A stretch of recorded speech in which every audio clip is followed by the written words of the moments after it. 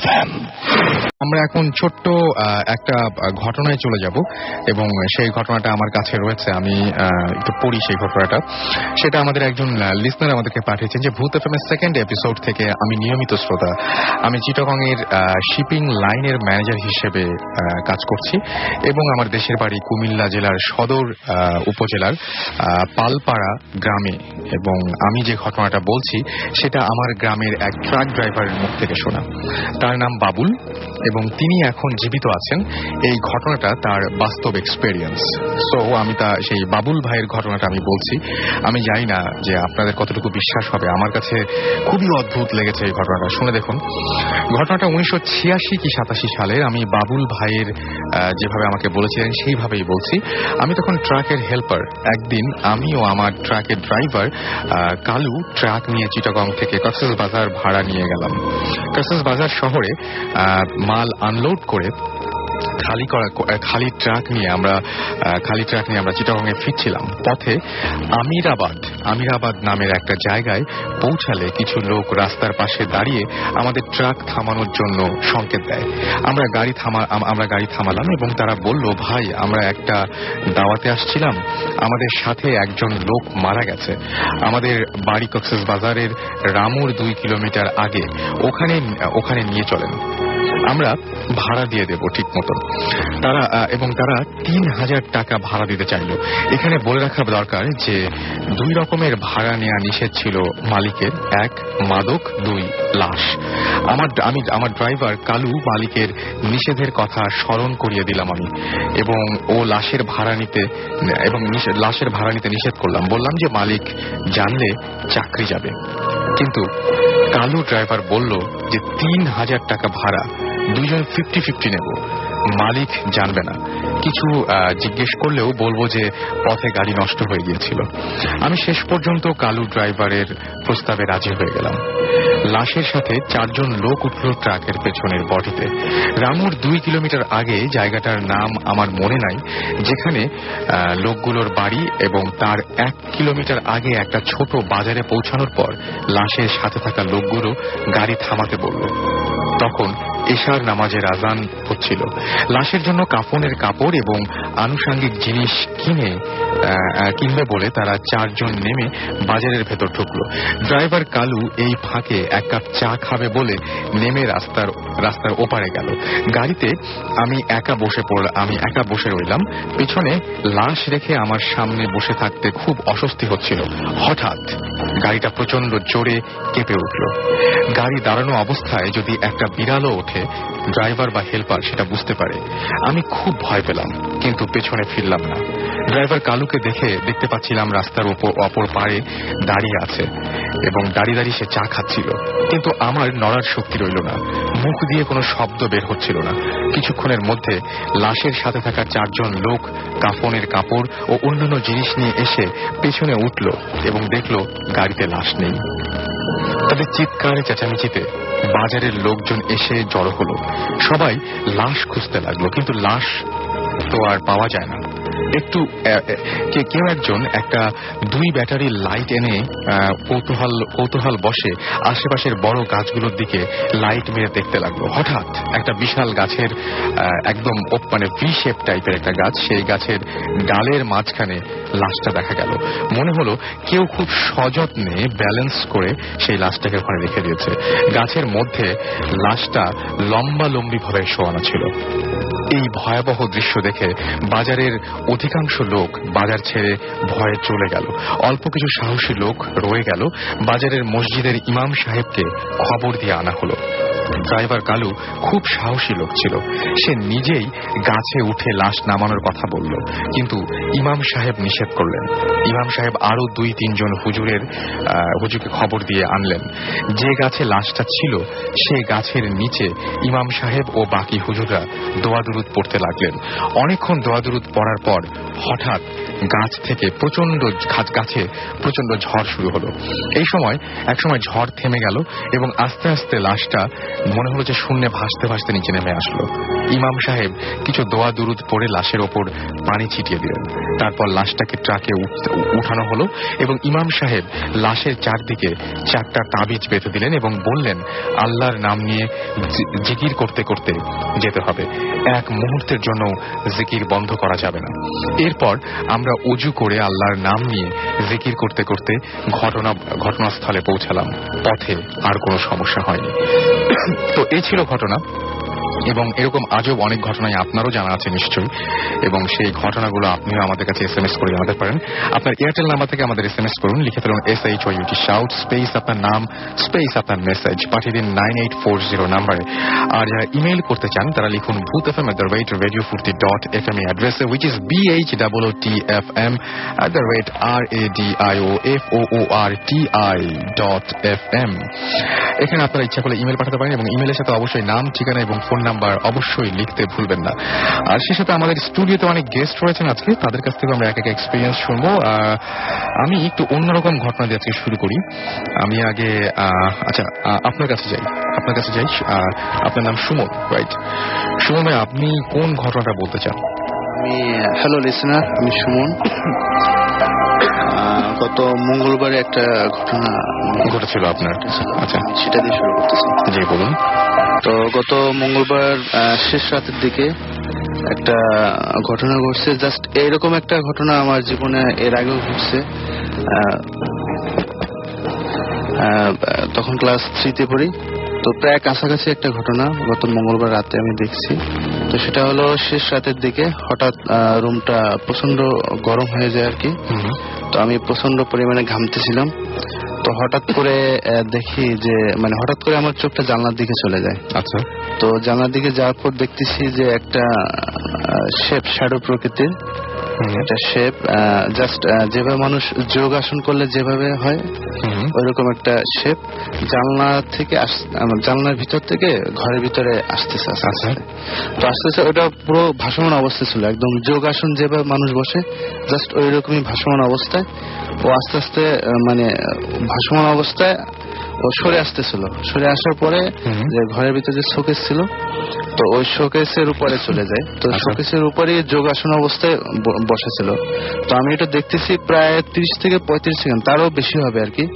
তো দেখতে দেখতে মনে হচ্ছে যে নিচ থেকে আস্তে আস্তে ভেনিশ হয়ে যাচ্ছে আর কি।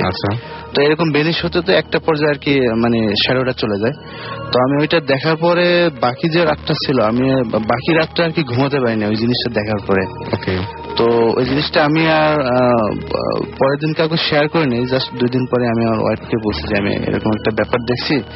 যে যা আমি এর আগে একদিন গত 16 ডিসেম্বর আসছিলাম। তো আমার ওই রুমে এর আগে একটা প্রবলেম হয়েছিল যেটা আমি শেয়ার করছি। তো এই ছিল আমার ঘটনা। ওকে, হ্যালো লিসেনার্স, আমি ডরিন বলছি। আপনার সঙ্গে আছেন আপনার হাজবেন্ড, তার সাথে ওইটা ইনভাইটটি হ্যালো বলুন। হ্যালো এভরিবডি, আমার নাম রাশেদ, আমি হাজবেন্ড অফ ডরিন। ওকে, বাকিটা তার মুখ থেকে শোনেন। ওকে, সো ডরিন, লেটস গো। আমার সাথে যে ঘটনাটা ঘটে সেটা প্যারানর্মাল বা কি বলবো আমি জানি না, জাস্ট আমার সাথে হয়। আমি সেই বিষয়টি রাসেল ভাইকে লিখেছিলাম। আমার সাথে সর্বপ্রথম এই বিষয়টি হয়েছিল 2004 সালে। আচ্ছা। 2004 সালের অগস্টের দিকে একদিন সকালবেলা আমি ঘুম থেকে ওঠার পর থেকে আমার খুব অস্থির লাগতে থাকে, যেন কিছু একটা খুব খারাপ হবে, খুব খারাপ হতে যাবে এই ধরনের বিষয়। কিন্তু আমি পুরো বিষয়টাকে আমি ইগনোর করে আমি ভার্সিটিতে চলে যাই। ভার্সিটিতে আমি ফার্স্ট ক্লাস পড়ার পরই আমার যেটা মনে হতে থাকে যে করেই হোক আমাকে আজকে আমার মার সাথে দেখা করতেই হবে। আমার মা চিটাঙ্গে চলে যাচ্ছিলেন, 2 দিন পরেই তার ফেরার কথা, এবং ব্যাপারটা কোনো ইমার্জেন্সি ছিল না, কিন্তু আমার কাছে মনে হচ্ছিল যে আমার যেভাবেই হোক আমার মার সাথে দেখা করতেই হবে। এবং বিকেলে ট্রেন ছিল। আমি সত্যি কথা বলতে বিষয়টাকে পাতলা না দিয়ে অনেকটা সময় ভার্সিটিতে কাটাবার চেষ্টা করেছি, কিন্তু তারপর 1টার দিকে আমি বাধ্য হয়ে, যেহেতু আমি আর পারছিলাম না অস্থিরতায়, আমি আমার মার সাথে দেখা করতে উত্তরাতে চলে যাই, কারণ সেখানে ট্রেন স্টেশন থেকে সে উঠবে। আমি যতক্ষণে বাসায় পৌঁছি ততক্ষণে অলরেডি মা গাড়িতে উঠে গেছেন, রেল স্টেশনে চলে যাবেন এই অবস্থাতে। আচ্ছা। আমি যখন বাসে করে আসছিলাম তখন আমার মধ্যে খুব স্ট্রং একটা ফিলিং আসলো যে আজকে আমার কেউ একজন মারা যাবেন এবং চিটাঙে তিনি মারা যাবেন এবং এই কারণে আমার মা অনেকদিন বাসায় ফিরবেন না। ব্যাপারটা আমার কাছে এতটাই অদ্ভুত লাগলো যে আমি তো এটা কোনো ব্যাখ্যা নেই, আমি জাস্ট এভাবে নিজেকে ব্যাখ্যা করলাম যে আম্মু হয়তো চিটাঙে যাচ্ছে, আমি আমার মাকে মিস করবো, এই জন্যই হয়তো আমার এই ধরনের একটা বিষয় হচ্ছে।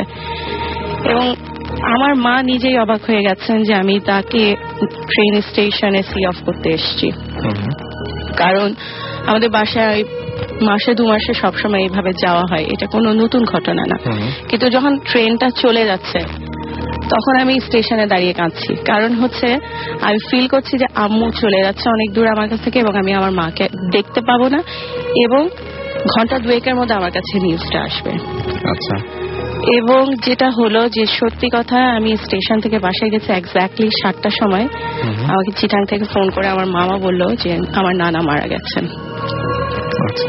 এবং আমার নানি সাথে সাথে খুবই অসুস্থ হয়ে গেছেন এবং আমার মা প্রায় 1 মাসের মতো আসলে ঢাকায় ফিরতে পারেননি। এটাকে ফ্লুক বলা যায়, কারণ হচ্ছে এরপরে অনেকদিন আমার সাথে এই ধরনের ঘটনা হয়নি। নেক্সট টাইম এটা যখন হলো, এটা 2010-এ হলো আমার শ্বশুর আব্বাকে নিয়ে। আমার শ্বশুর আব্বা উনি বেশ অসুস্থ ছিলেন, তাকে আমরা 2009 থেকে আমরা তাকে নিয়ে বেশ কয়েকবার হসপিটাল ইন অ্যান্ড আউট হয়েছে। এমন অবস্থা গেছে যে অবস্থাতে ডাক্তাররা আমাদেরকে বলে ফেলেছেন যে আপনারা দোয়া করেন, কারণ ওনার বাঁচার কোনো আশা দেখছি না। কিন্তু আমার সবসময় কেমন জানি মনে হতো যে বাবা এবার ভালো হয়ে যাবেন, এবং আল্লাহর মতো প্রতিবারই বাবা ভালো হয়ে ফিরে এসেছেন। কিন্তু 2010 সালে যেদিন বাবা ভর্তি হলেন হসপিটালে, সেদিন আমি যখন ওনার বেডের পাশে যে দাঁড়ালাম তখন আমার ভেতরে একদম স্ট্রং একটা ফিলিং এসছে। এটা কেউ বলেছে বলবো কি, এটা তো আমাকে আর কে বলবে, ভেতরে একটা স্ট্রং ফিলিং আসলো যে এবারই শেষবার, এরপর আর কখনোই বাবাকে নিয়ে আমার হসপিটাল আসতে হবে না। আচ্ছা। কারণ বাবা মারা যাবেন। আমি এই মুহূর্তে বলে বোঝাতে পারবো না যে how I fail, because I fail like a freak. কারণ আমি বাবাকে অসম্ভব ভালোবাসতাম, অসম্ভব পছন্দ করতাম। সেই জায়গায় পিতৃতুল্য একজন মানুষের বিছানার পাশে দাঁড়িয়ে যখন ভেতরে ফিলিংসটা আসে যে তিনি বাঁচবেন না, খুবই একটা ভয়াবহ ব্যাপার হয়। এবং আমি প্রতিটা দিন বাবার কাছে হসপিটালে গেছি, আমি একই ফিলিং পেয়েছি। এবং যেদিন বাবা মারা যাবে সেদিন সকালে যখন আমি হসপিটালের সিঁড়িতেই পা রেখেছি, সেদিন আমার ভেতর থেকে এসছে যে আজকে শেষ দিন, আর কয়েক ঘন্টার ব্যাপার, এরপরে সব শেষ। আমি যে কটা ঘন্টা ওখানে ছিলাম, সে কটা ঘন্টা আমি যতভাবেই মন থেকে এটা তাড়াতে চেষ্টা করেছি, ওটা কোনোভাবেই যায়নি।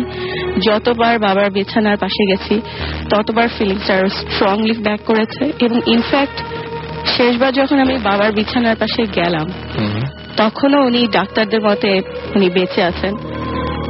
তখন আমার ভেতর থেকে আসলে বেশি না, 1-2 ঘন্টার ব্যাপার। এবং সত্যি কথা, 1-2 ঘন্টার মধ্যেই ডাক্তার আমাদেরকে জানালেন যে উনি ক্লিনিক্যালি ডেড, এবং তার কিছুক্ষণ পরেই তো তাকে উনি মারাই গেলেন। এই এক্সপেরিয়েন্স, মানে এই ব্যাপারগুলো খুবই উইয়ার্ড আসলে, মানে এই যে চিন্তাগুলো আসে মাথার মধ্যে এবং সেটা আবার যখন মিলেও যায় তখন খুব খারাপ লাগারই কথা। হ্যাঁ, এবং এটা তো আরো আমার নিজের বাবার সাথে আমার হয়েছে। সেটাই, আমরা সেই ঘটনাটা একটু পরে শুনবো। মাঝখান থেকে আমরা একটু সিলেট থেকে ঘুরে আসি এবং তারপরে আমরা আবারও শুনবো আপনার ঘটনা। সো আমরা সিলেটে এখন নিশ্চয়ই আছি মাসুম ভাই। সো আমরা চলে যাচ্ছি সিলেটে আবারও ফারহানের কাছে। হ্যালো। হ্যাঁ ভাইয়া, ফারহান। হ্যাঁ, আচ্ছা, আপনারা তো ওখানে পৌঁছেছেন এবং অলরেডি আপনারা ওখানে বেশ কিছুক্ষণ স্টে করেছেন, তো সন্ধ্যা তো মনে হয় একটু তাড়াতাড়ি নেমেছে ওখানে, না? হ্যালো। হ্যাঁ, আপনি কি শুনতে পাচ্ছেন? না ভাই, শুনতে পাচ্ছি না, একটু প্লিজ আবার। আচ্ছা, আপনার ওইখানে কি অবস্থা এখন? এখন ভাই এখানে আশেপাশে কুয়াশা দিয়ে একদম ভরা, মানে আমরা কিছুই দেখতে পারতেছি না। কিন্তু আমরা বেশ কিছু মানে ছোট ছোট চা বাগান যেগুলো, সেগুলো হেঁটে হেঁটে মানে দেখছি। কিন্তু আমাদের কাছে যেটা মনে হয়েছে, হঠাৎ করে মনে হয় যে মানে কুয়াশার মধ্যে দিয়ে কেউ মানে পার দিয়ে চলে গেলে যেরকম একটা ফিলিংস হয়, এরকম কিছু ফিলিংস হয়েছে। এর বেশি আমরা কিছু এখানে এখনো মানে দেখতে পারিনি কিছু। কিন্তু জায়গাটা কি আসলে মানে এরকম যে একটা এত বড় ঘটনা ঘটছে, যে ঘটনাটা সবাই খুব পছন্দ করেছে? হ্যাঁ হ্যাঁ, জুজুর ঘটনাটা এই টি স্টেটের কোন একটা সাইডে ঘটছে, কিন্তু মানে আমরা এক্স্যাক্টলি মানে কোথায় ঘটছে, হ্যাঁ মানে এটা কেউ বলতে পারতেছে না, কিন্তু এই টি স্টেটের কোন একটা জায়গায় এই ঘটনাটা ঘটছে। আচ্ছা, মানে ঘটনাটা যেহেতু ঘটেছে, টি স্টেটটাকে দেখে মনে হয়েছে যে আসলে কোনো একটা কিছু কি ফিল করছেন বা নাকি? হ্যাঁ, অবশ্যই এখানে কবরস্থান আছে একটা, কবরস্থান আছে আমাদের টি স্টেট যেখানে আছে তার কিছু দূরই একটা বিশাল বড় একটা কবরস্থান। এবং এখান থেকে মানে আশেপাশের লোকেরা যারা বললো যে যখন নাকি ওই টি স্টেটে মানে ওই কর্মীরা যখন কাজ করতো না, মানে চাপাটা তুলতো, তখন হয়তো দেখা যেত যে তাদের হঠাৎ কারো লাশ মানে টি স্টেটের কোথাও পড়ে থাকতে দেখা যেত। এবং যখন তারা মানে ছোট বাচ্চাদের নিয়ে মানে টি স্টেটে মানে চাপাটা তুলতো, তখন দেখা যেত যে তাদের যে বাচ্চাগুলা মানে হঠাৎ করে মানে নিখোঁজ হয়ে যেত, তাদের আর কোনো খোঁজ খবর পাওয়া যেত না। এরকম ঘটনা আমরা শুনছি। আচ্ছা, তো এমনিতে আপনারা জুজুর ঘটনাটা কিভাবে জানলেন ওইখানে? যে হ্যাঁ, জুজুর ঘটনাটা মানে আমাদের সাথে যে সিলেটের যে দুজন মানে আমাদের সাথে যে আজকে উইনার আছেন, তারাই আমাদেরকে ঘটনাটা বলে যে আসলে তারা এই যে জুজুর যে ঘটনাটা মেনলি এখান থেকে কোন একটা সাইডে ঘটেছিল, তারাই আমাদের এটা বলে। আচ্ছা, তাহলে আমাদের সাথে আছেন ভূত এফএম থেকে আমরা যে উইনার সিলেক্ট করছি সেই উইনার এবং এয়ারটেল বাজের উইনার, এবং তারা সবাই মিলে আছেন এবং আপনারা সবাই একটা চমৎকার রাত কাটাচ্ছেন, রাইট? অনেক অনেক চমৎকার রাত কাটছে এবং ভয়ের রাতও কাটাইতেছে। এখন কি ভয় লাগছে আসলেও, মানে নাকি এখনো পর্যন্ত কি ভয় লাগার মতন কি মনে হচ্ছে? চারপাশ তাকিয়ে কি ভয় মনে হচ্ছে? অবশ্যই ভাই, অবশ্যই। কেন মানে আমরা যখন মানে আশপাশে হাঁটতেছি ওই কবরস্থানটা দেখলেই মানে আমাদের মানে বেশি ভয় লাগছে। আপনারা তো বিরাট বোকামি করছেন, আপনারা যেটা করেন সেটা হচ্ছে আপনারা একটু আলাদা আলাদা হয়ে যান। আপনারা যদি একা একা থাকেন একটু, তাহলে হয়তো মজাটা বেশি পাবেন। আপনারা সবাই একসঙ্গে থাকলে সারা রাত ধরে বসে থাকবেন, কিচ্ছু দেখবেন না, আমার যেটা ধারণা। সুতরাং আপনারা একটু আলাদা আলাদা হয়ে যান, কিছুক্ষণের জন্য হলে হয়ে যান। আমরা আবার আপনাদের কাছে কিছুক্ষণ পরেই ফিরে আসবো এবং তখন শুনবো যে কে কি দেখলেন আলাদা আলাদা হবে যদি কিছু দেখেন। অবশ্যই হ্যাঁ, মানে একজন অথবা দুজন করে আলাদা আলাদা হয়ে যান, দেখবেন যে আমার মনে হয় কিছু একটা ঘটবে। এবং আমি আপনাদেরকে জানিয়ে দিই যে মোটামুটি একটা কমফোর্টেবল ওয়েদার এই মুহূর্তে সিলেটের তাপমাত্রা হচ্ছে 17 ডিগ্রি সেলসিয়াস। আর এটা টেম্পারেচার কমার তেমন কোনো কারণ নাই, 15 ডিগ্রি সেলসিয়াস বড়জোর নামতে পারে, এর বেশি নামবে না। সো দেখা যাক, আবারও ফিরে আসবো আপনাদের কাছে, আবারও ফিরে আসছি সবাইকে নিয়ে স্টুডিওতে। ওকে, থ্যাংক ইউ সো মাচ। আমরা আবারও চলে যাব ঘটনায়, এবং আমি যে ঘটনাটা আপনাকে আটকে দিয়েছিলাম বাকিটুকু আমরা এখন শুনে ফেলি। আপনার বাবার কথা বলছিলেন, আপনি প্রথমে বলেন যে এতক্ষণ যেটা ছিল আপনার ফাদার ইন ল, এবার আপনি বলবেন আপনার ফাদারের কথা, রাইট? ওকে, শুনি। আমার বাবা মারা গেছেন এই বছর মার্চের 9 তারিখে। প্রথমে যেটা হয়েছিল, 2 দিন বা 3 দিন আগে থেকে কোনো কারণ ছাড়াই আমি কাঁদছিলাম। শুনতে খুব অদ্ভুত লাগছে ব্যাপারটা, কিন্তু যেটা কি আপনার হাজবেন্ড উনি আছেন, উনি জানেন, উনি দেখেছেন বা আপনাকে? আচ্ছা, একটু শুনি ওনার কাছ থেকে যে দেখেছেন। আমি অফিসে গাড়িতে যাওয়ার পথে আমি হঠাৎ কোনো কারণ ছাড়া ঝরঝর করে কাঁদছি। আমি যেটা আমার হতো যে আমার শুধু মনে হতো আমার খুব প্রিয় কিছু হারিয়ে যাবে, এবং অসম্ভব কষ্টে আমি নিজে থেকে কাঁদছি না, আমি ভেতর থেকে কিভাবে জানি কান্না আসছে। এবং এটা খুবই অকওয়ার্ড একটা ব্যাপার ছিল। হয়তোবা আমি অফিসে কাজ করছি, কম্পিউটারের দিকে তাকিয়ে আছি, আমি হঠাৎ দেখবো যে আমি ঝরঝর করে কাঁদছি। যেটা হচ্ছে, প্রথম যখন ওকে বলা হয়েছিল তখন বলেছিল যে কান্না ছাড়া তো কিছু না, কেঁদে নাও, মন হালকা হয়ে যাবে।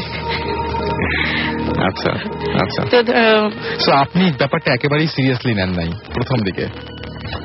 না, সত্যি কথা বলতে একেবারেই সিরিয়াসলি নেই বলা যাবে না, কারণ আমরা অফিস থেকে যখন একসঙ্গে ফিরছি কোনো কারণ ছাড়াই, লজিক ছাড়াই হঠাৎ ওর দিকে তাকায় দেখি ওর চোখে পানি। আমার কনফিউজ যখন স্বাভাবিক, নিশ্চয়ই অফিসে কোনো গুফা হয়েছে। প্রথমে এই চিন্তাটা আসবে যে হ্যাঁ। আমি ন্যাচারালি তাকে জিজ্ঞেস করলাম যে এনিথিং রং ইন অফিস? তখন সে বললো যে না, আমার ভেতর থেকে খুব খারাপ লাগছে, মনটা কেমন জানি মানে হু হু করে কান্না আসছে। আচ্ছা, তো অনেস্টলি তখন মানে সমবেদনা জানাবো কি, ব্যাপারটা আমার কাছে মনে হলো যে কি অদ্ভুত কথা শুনছি এটা। বাট যখন দেখলাম যে গাড়ির মধ্যে অফিস থেকে ফেরার সময়, ফেরার পথে, বাসাতে কোনো ভ্যালিড রিজন নাই, হয়তো টিভি চালানো আছে, আমিও পাশাপাশি বসে আছি, হঠাৎ চলতে পানি, রান্নাঘরে রান্না করছে, তারপরে খাবার ঘরে আসলো খেতে বসে, হঠাৎ ফুপিয়ে কান্না শুরু করে দিল।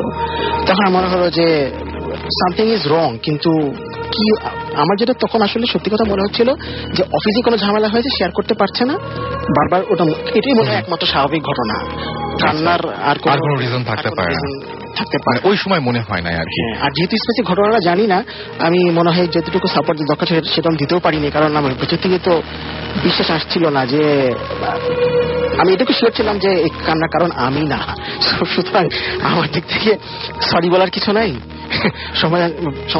সমবেদনা জানানোর কিছু নাই। মানে আপনি কি ওনার সাথে তখন শেয়ার করেন নাই ঘটনা যে কি না, ঘটেছিল? আমি এটা ওকে বলেছিলাম শুধু এতটুকুই যে দেখো, আমার শুধু মনে হচ্ছে আমার খুব প্রিয় কিছু হারিয়ে যাবে। আচ্ছা, তারপরে কি হলো? তো ও বলছে কিছু মানে হচ্ছে কোনো জিনিস, তো যেটা হারিয়ে যাবে সেটা রিপ্লেস করা যাবে, সেটার জন্য তুমি কাঁদছো কেন?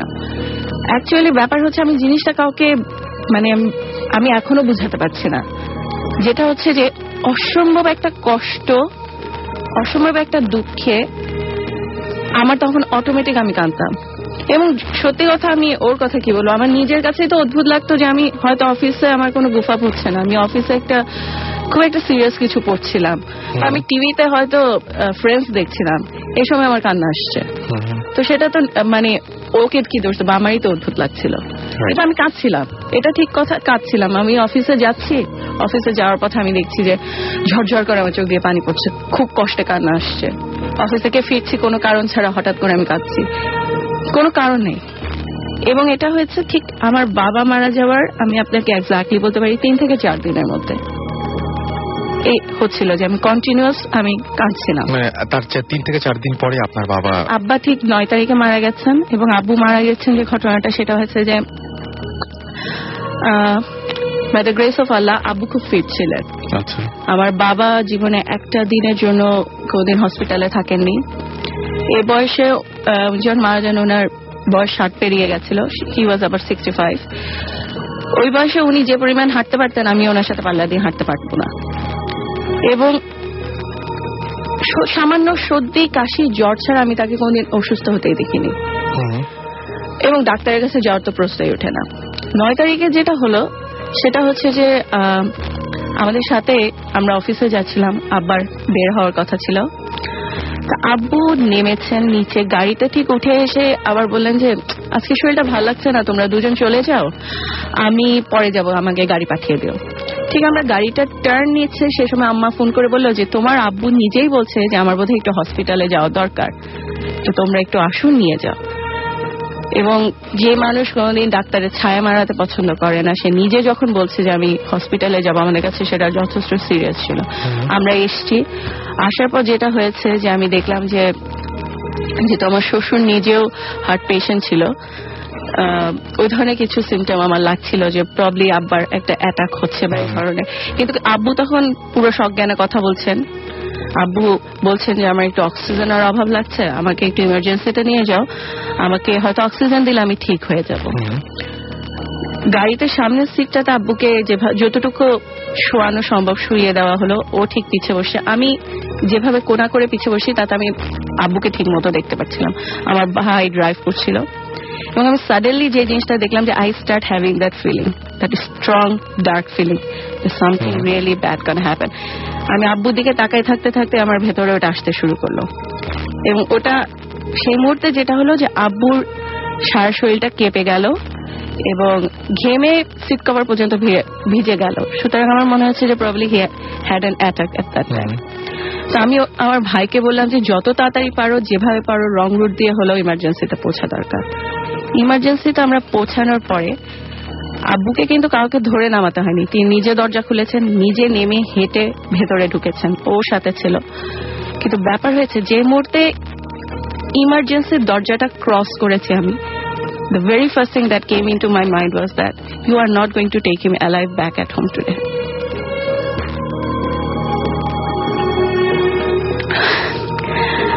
It's really difficult. যেটা হয়েছে যে সেই মুহূর্তে যেহেতু আমার সাথে এটা আগে হয়েছে, আমি জানতাম যে হবে, এবং আপনি একেবারেই মানে যা ভাবছেন তাই হতে যাচ্ছে এটা। হ্যাঁ, আমি জানি না আমি কোত্থেকে শিওর হয়েছি, বাট আমি শিওর ছিলাম যে এটাই হবে, কারণ আমার আগের দুটো ঘটনার কারণে আমি শিওর ছিলাম যে এটা হবে। এবং যদিও আমি দেখছিলাম যে আমার সামনে দিয়ে আব্বু নিজেই হেঁটে বেডে গেছেন, নিজেই ডাক্তারের সাথে কথা বলছেন, নিজেই বলছেন যে আমাকে অক্সিজেনটা লাগান, আমি ঠিক মতো নিঃশ্বাস নিতে পারছি না, মনে হয় হার্টে কিছু প্রবলেম লাগছে। এমন কোনো সিরিয়াস কন্ডিশন ছিল না যে ডাক্তারও তাকে ওইভাবে অ্যাটেনশনটা দিবে, কিন্তু আমি জানতাম আমি ওখানে তার জন্য ঠাই দাঁড়িয়েছিলাম। আমার মানে হাজবেন্ড এটা কিন্তু আমার কাছে খুবই ডিফিকাল্ট মানে এটা ভাবা যে মানুষটি কখনোই অসুস্থ হয় নাই এবং তখন থেকে আপনি যে ফিলটা করছেন এবং এটা আপনাকে মানে কন্টিনিউয়াসলি এই সময় ডিস্টার্ব করছিল যে হ্যাঁ এটা হতে যাচ্ছে এবং আপনি বিশ্বাস করছিলেন কারণ এই আগেও আপনার সাথে এরকম ঘটনা ঘটেছে। ওকে, সো ফাইনালি সেটাই সত্যি হয়েছিল এবং ফাইনালি সত্যি হয়েছিল মানে হচ্ছে কি ডাক্তারও যেটা হয়েছে যেহেতু আব্বুর মধ্যে ওই ধরনের কোনো সিমটম দেখা যাচ্ছিল না, ডাক্তার যে কাজটা করেছে যে আব্বুকে অক্সিজেন মাস্কটা লাগিয়ে আমার ভাইকে নিয়ে গেছে ভেতরে মেডিকেল হিস্ট্রিটা শোনার জন্য। আমি যেহেতু ওখানে দাঁড়িয়েছিলাম আমি পুরো সময়টা আমি জানি কি হয়েছে। আব্বুকে অক্সিজেনটা লাগানোর সাথে সাথে শরীরটা ছেড়ে দিয়েছে, ঠিক আছে, কেমন শরীরটা রিল্যাক্স হয়ে গেছে এবং instantly I knew that it is happening or it just happened, ঠিক আছে, এটা হয় হয়ে গেছে বা হচ্ছে ওর মধ্যে আছে। আমি তো আমার ডাক্তারকে ডাকলাম, আমি বললাম যে আপনি একটু দেখেন তো, আমার মনে হচ্ছে কিন্তু রোগীর কন্ডিশন ভালো না। নিশ্চয়ই এই মুহূর্তে কিছু একটা ছিল যেটা উনি মেডিকেল টার্মস উনি জানেন, উনি সেই মুহূর্তে এসে আমাকে বলে আপনি এখান থেকে সরেন, আপনি এখান থেকে যান, আমরা দেখছি ব্যবস্থা কি করা যাচ্ছে। আরেকজন ডক্টর আসলেন, তারা দেখলাম ট্রাই করছেন হার্ট পাম্প করছেন, অনেক কিছু করছেন, ইনজেকশন দেওয়ার চেষ্টা করছেন এবং আমি যেটা বুঝতে পারছিলাম যে আমার ভেতরে বলছে যে আর খানিকক্ষণ, তারপর সব শেষ, কিছু কান্নাকাটি, অন্ধকার। এটা কি শুধু আপনি ফিল করছিলেন নাকি অন্য সবাইও বুঝতে? ওরা তো সবাই ছিল না, কাছাকাছি তো সবাই ছিল। আমার ভাই করছিলেন আপনি? হ্যাঁ, এবং আমার ভাই আমাকে যেটা বলছিল যে ওরা তো ট্রাই করছে, তুমি এভাবে কাঁদছো কেন? আচ্ছা, তুমি এভাবে কাঁদছো কেন? কারণ তখন ডাক্তার এসে একবার আমাকে বললেন, প্রথম ডাক্তার এসে বলছিল একটু সিরিয়াস, আমরা হার্টবিট পাচ্ছি না, আর কি প্রেইং, হয়তো পেয়ে যাবে। এবং আমার ভাই তখন আমাকে বললো যে ওরা চেষ্টা করতেছে, ওরা বলতেছে তো পাবে, ওরা তো সিরিয়াস কিছু বলছে না, তুমি কেন এরকম করে কাঁদছো কেন তুমি? এবং যেটা হচ্ছে, সরি ভাই আমি ইন্টারাপ্ট করছি, আমি জাস্ট এন্ড ইট, সেটা হচ্ছে যে এবং ডাক্তার এসে একবার বললো যে আমরা একটা বিট পেয়েছি, আপনি চিন্তা করবেন না, কিন্তু সেটা হয়নি, আসলে হয়নি। কারণ হচ্ছে যে ওই একটা বিট পাওয়ার উপর তারা তাকে আইসিইউতে নিয়ে গেছে এবং আব্বুকে যখন আইসিইউতে ঢুকাচ্ছে তখন আমি আশা করছি যে this time I will be wrong, I wasn't wrong. আব্বুকে ভিতরে নিয়ে গেছে, আমার ভাইকে ডেকে নিয়ে গেছে, I clearly had this feeling যে ও মানে আমার ভাই ভেতর থেকে বের হয়ে এসে আমাকে বলবে যে কিছু নেই, এবং লাইক উইদিন 2 seconds ও বের হয়ে এসে বলছে যে আপু সব শেষ। সো আমার জন্য এটা অ্যাকসেপ্ট করা খুব কঠিন হয়ে গেছিল যে আমি ওখানে দাঁড়িয়ে আমি জানতাম আমার বাবা মারা যাবে এবং ইট টুক আ টোল অন মি। আমি আর এটা অ্যাকসেপ্ট করতে, এটার সাথে একটু coming to terms with it took me a long time. সেটাই। এবং আপনার কি অন্য কারো ক্ষেত্রে এটা হয় নাকি? হ্যাঁ, অন্য কারো ক্ষেত্রে যেটা হয় যেটা হচ্ছে যে after so many months I have accepted that I might be a freak. But the fact is that sadhanata I get these feelings with the people I'm very close with. Acha. I'm very associated with, I love them, তাদের সাথে, but otherwise আল্লাহ বাঁচাইছে I don't get signals about other people. তাহলে আমি জানি না কি করতাম। না, তাহলে হয়তো অবশ্যই মানে সুস্থভাবে বেঁচে থাকাটা খুব ডিফিকাল্ট হয়ে যেত। তো যেটা হয় যে আমি ভালো জিনিসটা পাই, ভালোটা পাই, গুড নিউজও পান, ভালোটা পাই। আমার নানুর লাস্ট মান্থে খুব সিরিয়াস একটা অপারেশন হয়েছে, ডক্টররা বলে দিয়েছিল যে there is a possibility that she will die the operating table, but আমি স্ট্রংলি জানতাম যে she will survive and she will gradually get well, and that happened and she is getting well. Oh my God, তাহলে তো মানে শুধুমাত্র যে এরকম ধরনের নিউজ তাই না, ভালো নিউজ। Thank God যে সেকেন্ডটা এসছে, so it's easy for me that I will not only get the negative ones, I will also get the positive ones. Exactly. So হ্যাঁ, আমি আজকে ইনফ্যাক্ট ভাবছিলাম যে আপনি তো মানে আপনি যদি এরকম ভাবে বুঝে ফেলেন তাহলে আপনার সাথে আমি বুঝতে চাচ্ছি না আসলে। না সেটা আমি শুনে পরে নিশ্চিত হলাম যে আপনি অফিস বা আপনার ফ্রেন্ড সার্কেল বা আপনার রিলেটিভস যারা রয়েছেন তারা নিশ্চয়ই তাহলে খুব আনইজি ফিল করতেন যে আল্লাহ কি বুঝছে আমাকে দেখে, জিজ্ঞেস করবো নাকি জিজ্ঞেস করবো না। ব্যাপার হয়েছে এটা শোনার পর তারা এটা বুঝতে পারবে যে দে উইল আন্ডারস্ট্যান্ড কারা আমার ক্লোজ না, কারা আমি খুব ক্লোজ দেখতেই বুঝতে পারি, ক্লোজ দেখতেই বুঝতে পারেন। ওকে ফাইন, যাদের কথা বলেছেন তারা তো আপনার অবশ্যই অনেক বেশি ক্লোজ, সেটাই হওয়া স্বাভাবিক। লিখেছেন কেউ একজন যে ঘটনাটা আমার বোনের বাসায় হয়েছে। ওর বাসা ধানমন্ডি এলাকায় এবং এটা একটা অ্যাপার্টমেন্ট হাউস। ওর বাসায় অদ্ভুত সব ঘটনা ঘটে যেটা বোঝা যায় যে অন্য কিছু বাড়িতে আছে। যেমন ধরুন, ঘরের জিনিসপত্র ঠিক জায়গায় থাকে না, রাখা হয় এক জায়গায় কিন্তু পাওয়া যায় অন্য কোনোখানে, যেখানে ওই জিনিস রাখার প্রশ্নই আসে না। রাতে বাথরুমের টয়লেট্রিজ যেভাবে সাজানো থাকে, সকালে সব উল্টাপাল্টা হয়ে যায়। টুথব্রাশের ক্যাপ খোলা পাওয়া যায়। এমনকি বাথরুমের কল এবং ফ্ল্যাশ হঠাৎ অন হয়ে যায়। ড্রেসিং টেবিল থেকে চিরুনি লাফ দিয়ে দূরে পড়ে যায়। এর মাঝে 3টা ঘটনা বলি। একদিন অনেক রাতে একটা বিকট সাউন্ড করে বেডরুমের সিলিং ফ্যান বন্ধ হয়ে গেল। এরপর আবার চলা শুরু করে, আবার বন্ধ হয়ে গেল। এরপর বেডরুমের সাথে অ্যাটাচ বাথরুমের লাইট অটোমেটিক অন অফ হতে লাগলো। এক সময় লাইট অফ হলো আর তখনই ফ্যান স্মুথলি আবার ঘোরা শুরু করলো। একদিন সকালে বোনের হাজবেন্ড মানিব্যাগ ড্রেসিং টেবিলের ওপর রেখে অফিসের জন্য রেডি হচ্ছিল। রেডি হয়ে মানিব্যাগ নিতে গিয়ে দেখে মানিব্যাগ সেখানে নেই। সারা ঘর খোঁজাখুঁজি চলল, কিন্তু মানিব্যাগ পাওয়া গেল না। পরে দেখা গেল সেটা বেডরুমের বিছানার মাথার কাছে জানালার একদম কর্নারে পড়ে আছে। জানালার ওইখানে যেতে হলে খাটের মশারি খুলে তারপর যেতে হবে, না হলে সেখানে হাত যাবে না। তাহলে মানিব্যাগ সেখানে গেল কিভাবে? সবচেয়ে সারপ্রাইজিং ঘটনা হলো যেদিন একটা বড় হাতের পাঞ্জা ছাপ দেখা গেল ড্রেসিং টেবিলের আয়নায়। ওই হাতের মাপ আমার বোনের কিংবা ওর হাজবেন্ডের হাতের চেয়ে অনেক বড় এবং অনেক ডিপ।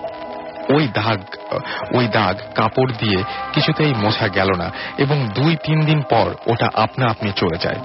হাতের ছাপ এত বেশি ডিপ ছিল যে রাতে যখন লাইট পড়ে আয়নায় একটা প্রতিবিম্ব উল্টা দিকের দেয়ালে পড়ত এবং সেখানে পরিষ্কার একটা হাত দেখা যেত। অথচ ওরা চেষ্টা করেও নিজ হাত দিয়ে ওই রকম ডিপ ছাপ আয়নায় ফেলতে পারেনি।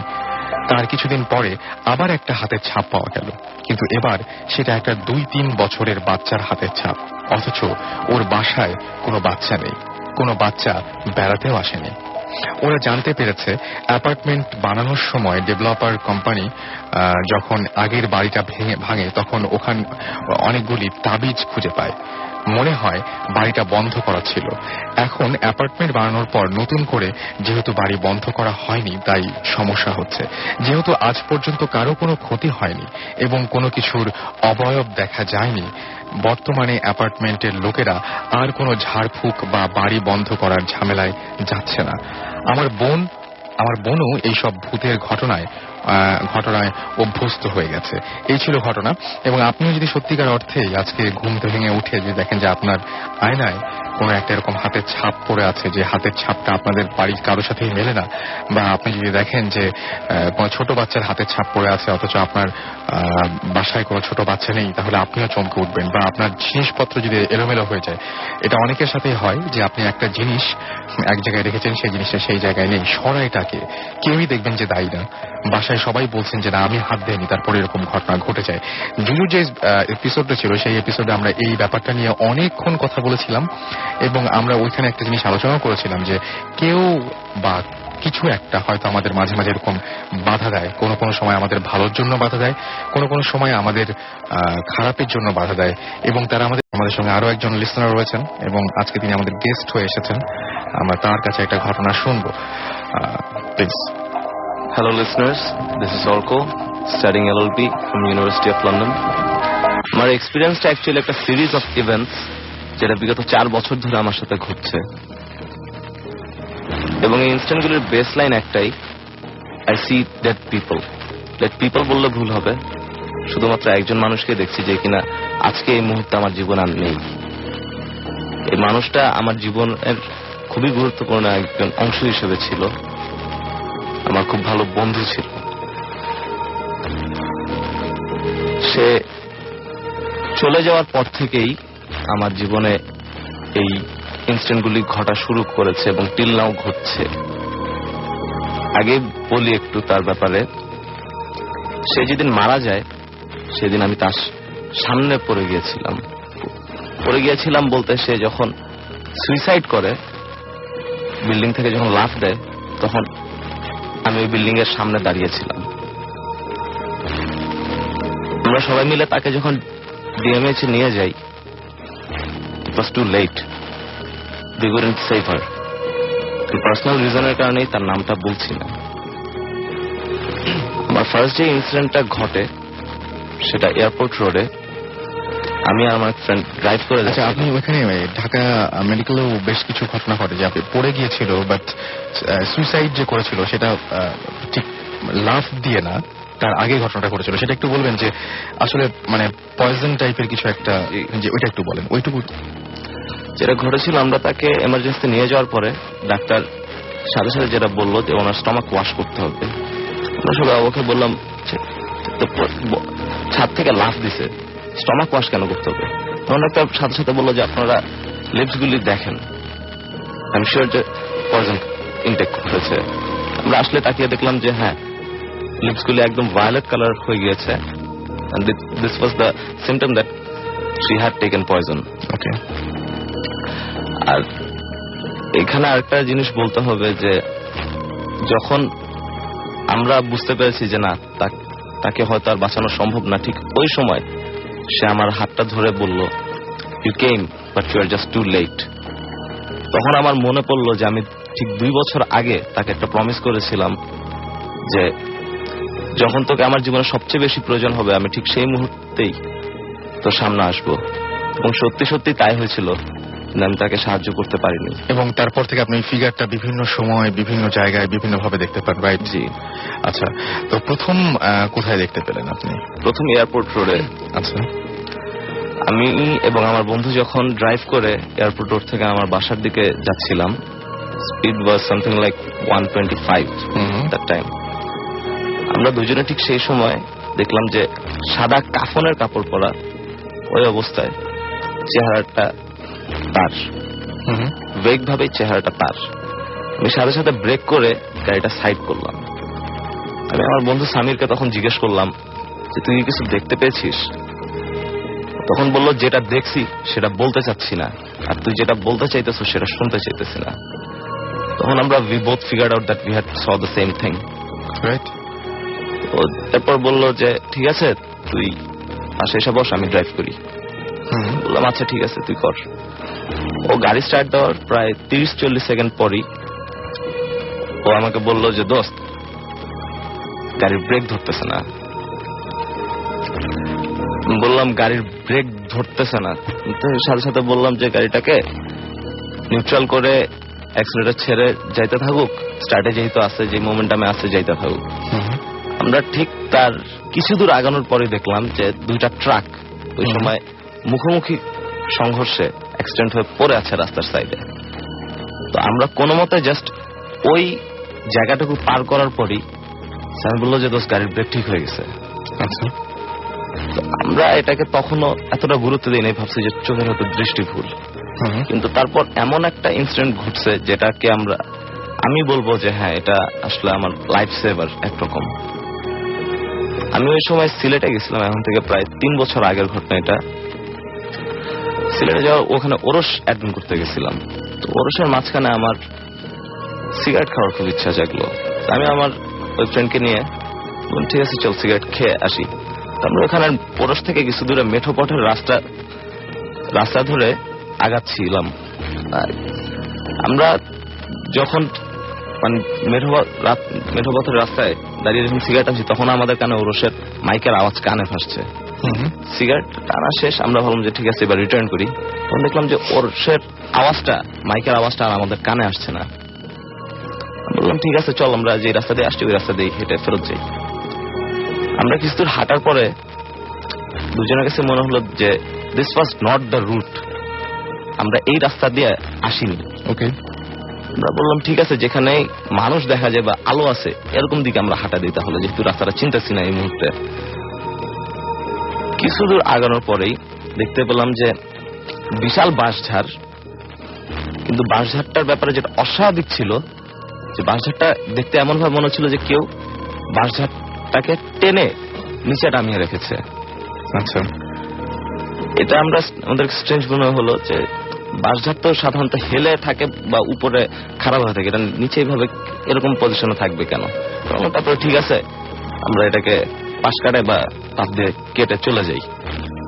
ঠিক সেই সময় আমাদের দুজনেরই মনে হলো যে কেউ মানে একরকম চিৎকার করে বলছে যে খবরদার বাসটা ক্রস করো না, যাই করো বাসটা ক্রস করো না।